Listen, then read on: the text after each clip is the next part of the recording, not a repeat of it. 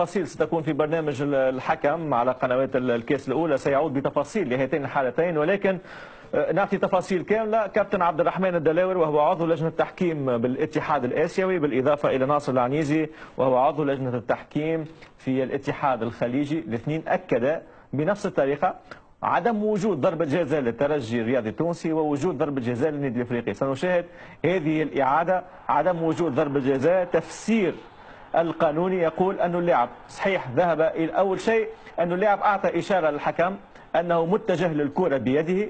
ثاني شيء أن الكرة ذهبت لمست الجزء الأعلى من اليد، وبالتالي لا وجود للمسة يد، وبالتالي ضربة جزاء غير صحيحة لمصلحة الترجي الرياضي التونسي. يعني خطأ تحكيمي وخطأ من أنور هميلة المساعد الحكم الدولي صراحة، وهو الذي ممكن أشار إلى وجود ضربة جزاء. الكرة لمست في الجزء الأعلى تقريبا في الكتف ولا وجود للمسة يد. هذا بالإضافة إلى أن اللاعب تقريبا بين للحكم أنه سيتجه الكرة بيده. هذه العملية الأولى.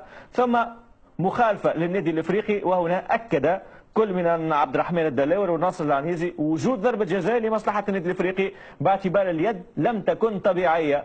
اليد كانت في وضعية عالية نسبيا حتى لو كانت تحمل وجه، ولكن القانون الجديد للاتحاد الدولي يقول أن وضعية اليد إذا كانت غير طبيعية فبالتالي ضربة جزاء، وبالتالي أكد وجود ضربة جزاء لمصلحة النادي الإفريقي.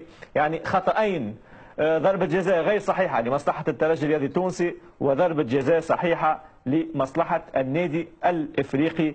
كان هذا في الشوط الأول.